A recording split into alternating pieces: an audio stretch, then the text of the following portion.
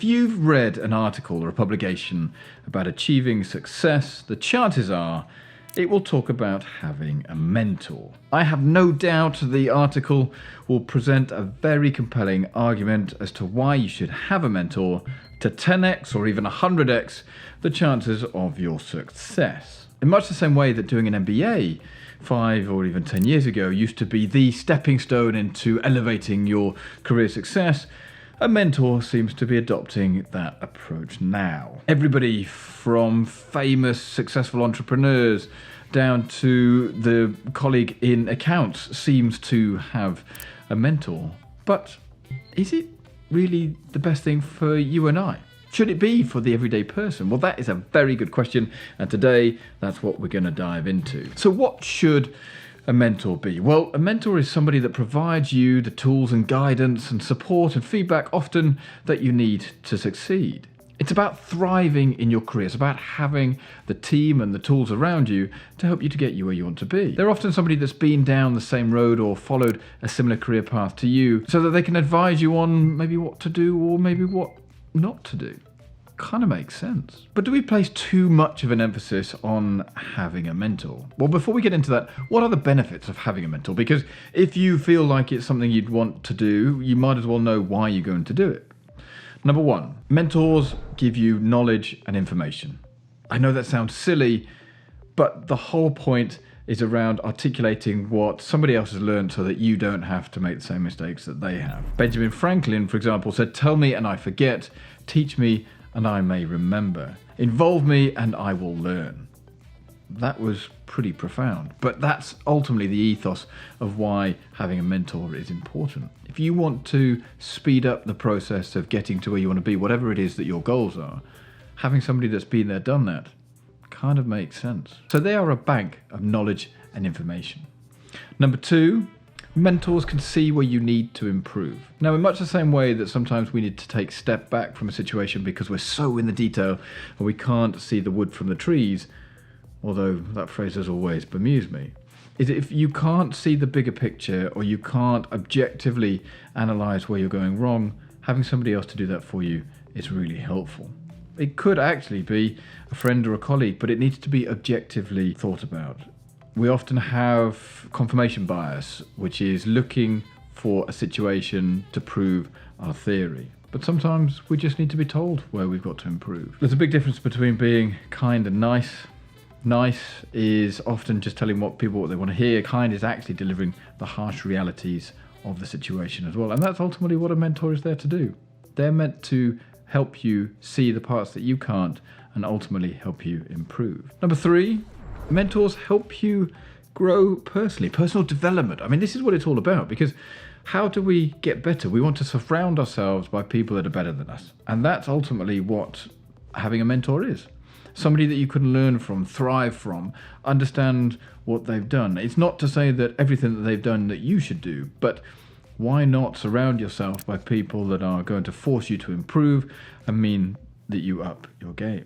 That makes sense to me. So having a mentor will elevate your own performance. Number four, they offer encouragement. Well, they do, but then so do other people. Could you not get a colleague or a friend or a trusted advisor to help you and keep you going? It's not about just encouraging when things get tough. It's making sure that we're doing the right thing in the right place at the right time. A mentor is somebody that allows you to see the hope inside of you. They want to bring it out, and they want you to almost light the fire so that you can go after and achieve your goals. They're there no matter what. There's probably a little bit of cheerleading in when you need it, but just sprinkling that enthusiasm so that you can continue to work towards your goals is often a key part of having a mentor. Number five, they hold you to account. Yes, they do. They don't let you off the hook when you haven't done your homework. Okay, not quite homework, but you know what I mean. It's about making sure that they hold you to do what you said you were going to do. Far too easy is just to say, yeah, I'll do it.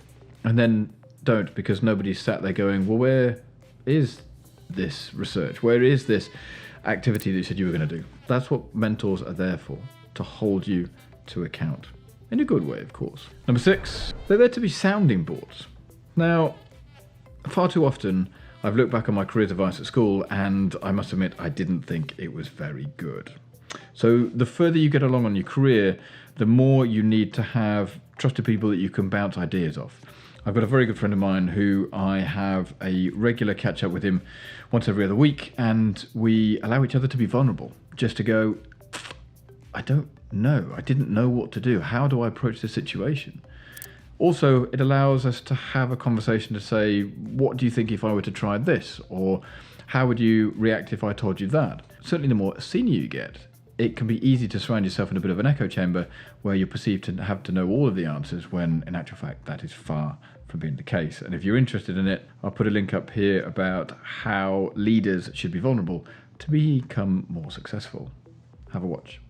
Obviously, not right now. And that leads me on to number 7, which is about mentors being trusted advisors. In the world of business, or any business, it can be really hard to learn how to trust people. But ultimately, if you've got a good relationship with a mentor and you've found the right balance, then they will become a trusted advisor to you. Now, you do need to be careful, because not everybody's got others' best interests at heart, but that's the whole point of going through the process. You build a relationship, you learn how to trust each other. And having a trusted advisor is hugely important. You've only got to look at key people in governments, both in the US, the UK, and around the world. They will have trusted advisors to help them make the big decisions. So why should you not have one too? Number 8 is that they can be connectors. Connectors of people. If you are starting out in your career and you want a mentor, or you're trying to take your career to the next level, the chances are that you're going to ask somebody to be a mentor that's been there, done that before. They might actually be more connected and know more people in the industry you're trying to get into or working in. That can be really beneficial. It's a bit of a double hat or dual role, because it's not the reason why you get a mentor, but if your mentor can help introduce you to somebody that might be able to help progress your career or level up your success factors, then why not? It kind of makes sense. It is the equivalent of the little black book, and LinkedIn has been great at this, but just bear in mind, whomever you choose for a mentor, how well connected are they? Number 9, they've been there, done that. Now, I know we referred to this a little bit a moment ago, but they've got previous experience. You want somebody that's walked the walk, that isn't just kind of jabbering away and talking the talk. They need to have been there and done that, because there's a big difference between knowing and doing. We all know that we should eat less and move more, but very rarely do people actually eat less and move more. And then when people do that, everybody wants to know what the answer is. Well, it's frustratingly boring, because it's eat less, move more. So having a mentor that has been there and done that is hugely important. Now, I'm not to say that the importance of having a coach, or life coach, or whoever it might be, they don't actually have to have played the sport to such a high level or have achieved in business what you want to do. That becomes quite a nuanced piece, and you need to choose your coaches wisely. But if you've found somebody who can be your mentor that's been there and done that, I think that'll be hugely valuable. Number 10 is a bit disconcerting, but mentors are free. Now, I'm going to kind of disagree with myself a little bit, because mentors aren't free, because ultimately they need to be a bit of a two-way process. If I'm mentoring somebody, I want my mentee to be invested in the process. So is it free monetarily? Yes. Is it free in terms of commitment? Absolutely not. The whole point around having a mentor is to help the other person achieve the goal that they set out to, or help them in the direction of their career. So you've got to meet in the middle. Me putting everything in as a mentor without the other person coming and meeting me in the middle just means it's a complete waste of time. So yes, they can be free in terms of the commercials, but not free in terms of time and effort, and that is hugely important. I mean, typically a mentoring relationship will grow organically through the connections in your industry and throughout your career. I mean, a mentor doesn't do it for the money. I mean, instead they want to help you and see you flourish and succeed. And that really is the benefit of having a mentor. So those benefits all make sense, but do I believe that you need to have one? Or should you really have a mentor? No. Now, I know that consciously goes against everything I've just said. Now let me quantify why I've said that. Having a mentor is great, because the accountability, the experience, knowing what to do, looking at things from a different viewpoint, all makes sense. And they are going to be beneficial to you. There's absolutely no doubt. But do you really need a mentor? I don't think so. Will there be a benefit to you if you put the work in? Yes, absolutely. Could you find somebody to hold you to account?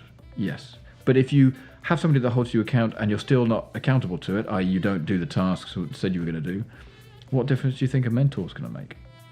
Having the right mentor is also hugely important. Just having one for having one's sake could just be a monumental waste of time for both involved. So it's not just as simple as get a mentor, achieve great things.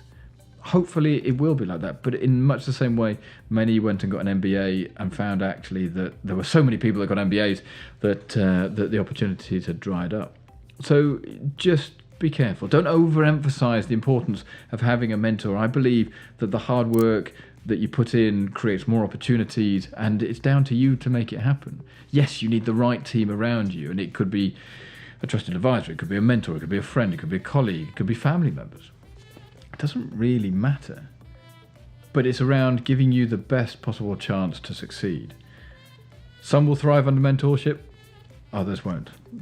The kind of person that you will be ultimately will dictate that. So, do you really need a mentor? No. Do I think you will benefit from one? Absolutely. But that's just my point of view. And that's it. Plenty to think about. Getting a mentor is really important, and you might need to spend time and effort in finding the right person. Ultimately, don't just go, will you be my mentor? Because what is the other person going to get out of it?